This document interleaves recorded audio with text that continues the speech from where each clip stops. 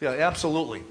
Let's see here. That's the past. This is the present. You may be asking yourself about the future. This is a recent article in the Wall Street Journal that entrepreneurship in the U.S. is continuing to take off. So, it's growing in the past. It's growing right now. It looks like it's going to continue to grow in the future. But those are the statistics. Most people go into small business because it's a good old American dream. Matter of fact, 90% of you will either start a business or have started a business for one of the following 4 reasons. Well, let's find out. How many people are in business right now? Whether it's full-time or part-time, I could care less. How many people are in business right now? Okay, good. So a few hands there. Terrific. And this is why a lot of people get into small business. Independence. You're flat out tired of working for somebody else. There's a lot of fun by starting your own small business. There's prestige in the community of creating new jobs through products and services. And what I like best about small business, there are no restrictions. You go to work, let's say you decide to leave the city of Detroit and you go to work for a large corporation. The first thing you want to do is fill out a job application or submit a resume, and they're going to evaluate you based upon your education, age, race, sex, or background. In small business, no one cares about these things. For example, in terms of education, nowadays, where'd you go to high school? Where'd you go to college? Where did you go to graduate school? What was your grade point average? In small business, no one cares about these things. Did you know America's 35 richest individuals, half are high school dropouts and less than a third ever graduate from college? Nobody cares. For example, the single richest person on the planet lives out in Seattle, Washington, in that area. His name is Bill Gates. Where did Bill Gates graduate from college? He didn't. He's a college dropout.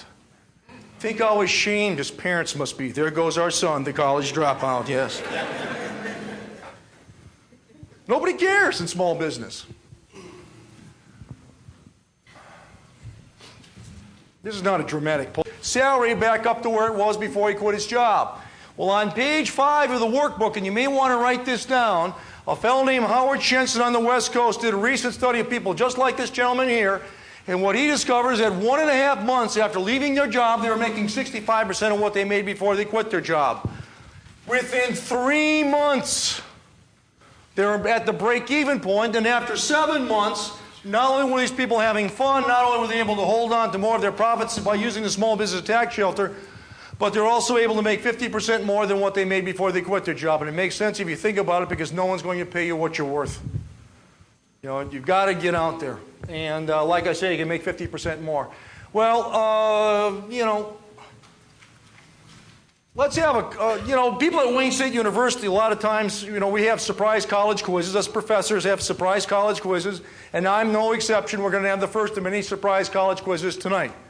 Can you get satisfaction in small business? Can you have fun out there?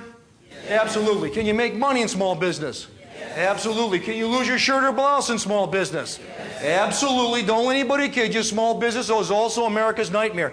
How many people here tonight are interested in starting a business or expanding your business? And you can be honest with me, you're scared. Good, you should be scared. Matter of fact, those with your hands down are in real trouble. Look at these statistics. You know that 1 out of 3 new businesses will fail within 6 months. 75% of startups will shut down within 5 years. And 9 out of 10 companies operating today will eventually fail or just give up trying. And think of what you could lose: your family car, your life savings, even your home. And this is where we were 27 years ago at Wayne State University. We asked ourselves one simple question: why the high failure rate? Why do we see so many people like yourself, enthusiastic, hardworking, intelligent people just like yourself? And if you look at raw statistics, most of you will get in the business and you will fail. Why? And what we discovered is that in order to run a successful small business, heck, you got to be like a juggler in the circus. Yes, you're responsible for getting out a halfway decent product or service without killing anybody, but look at the rest of the stuff you're responsible for: hiring people, firing people, motivating people, designing ads, negotiating leases. And some of these things you're good at, some of these things you're not so good at. And all you got to do is make one mistake, just one small mistake. Oops, I forgot to pay the insurance. As the flames come out of your restaurant in the main dining room. You've got to be on top of business. And too many people are not on top of business. What they do is they guess, they take unnecessary risks when the path to business success is well marked. And I will show you that path in a couple seconds. The difference between getting rich and going broke is not how hard you work, but rather how smart you work. And to show you how smart some people are, and to be quite candid with you, how stupid other people are, on page 6, we have some more statistics. People will walk up to me and they'll say, Ed, I'm thinking about getting in the sporting goods business. Can you make any money? Well, did you know that 1 out of 4 people in the sporting goods business make greater than 38% ROI? See if anyone has a guess what ROI stands for? Return on investment. Boy, this is a good group here tonight. Which means that for every dollar that they take out of their own pocket to start that business, they're able to make 38 cents per dollar per year, and that's after paying all their bills, including after paying themselves a reasonable salary. Not bad.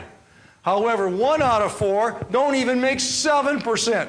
We call these crisis managers because all they do is they go from crisis, just like dropping this thing, they go from crisis to crisis. Can you make any money fixing up cars? We'll do that 1 out of 4 people in the auto repair business makes greater than 53% return on investment. And that's after paying themselves a reasonable salary. However, 1 out of 4 are making 4%. These people are better off putting their money where? The worst bank in Detroit will give you 4.5%, 5% return on your investment, which is called interest, and a free calendar at the end of the year. And you get that return on investment with a lot less grief. Now, I'm now going to make you honorary consultants working for the prestigious consulting firm of Dewey, Cheatham, and Howe.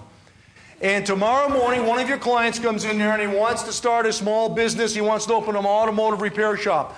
How much is the lack of business skills going to cost you? Well, if they're a crisis manager, they'll be lucky if they make 4% on $40,000. Or consultants, what's 4% of $40,000? $1,600 a year. Good. These people are going to make almost $21,600 a year. And again, that's after paying themselves a reasonable salary. And so the lack of business skills is costing these people down there $20,000 a year. And we can't blame it on the economy because these are all business in the same economy, right here in the U.S. We can't blame it on the industry because they're all in the same industry. The only thing that's left over is the lack of business skills. And that's what my objective is tonight, is to improve your business skills. So if you turn to the next page of your workbook, we're going to get started in improving your business skills tonight, and that's on page 7. Okay? Now I want you to prepare for these business skills, and I've got to go outside here and get some water. Right back. Don't you all leave me now.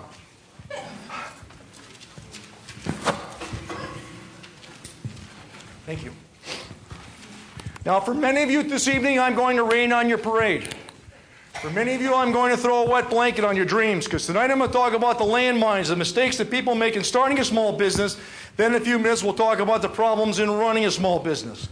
Now, why I sound so negative about business is because we're going to learn from the pain and suffering of other people without having to go through it ourselves. Matter of fact, you know, what we're going to be talking about this evening is that in order to run a successful small business, you've got to be supported by 3 things. Marketing, which is another word for selling, production, which is producing the product or service, and administration, which is a $10 word for paperwork. You got to have all 3 of these things under control. Now, we at Wayne State University, 25 years ago, could have put together a workshop like tonight based upon what we thought folks like you needed, but we didn't.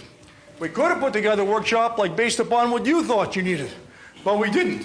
What we looked at is what people truly do need, and how we discovered that is by looking at hundreds of thousands of business failures to find out exactly what went wrong, and then come up with a specific solution to that specific problem. So while it sounds very negative, what I'm going to do is also tell you about the problems tonight,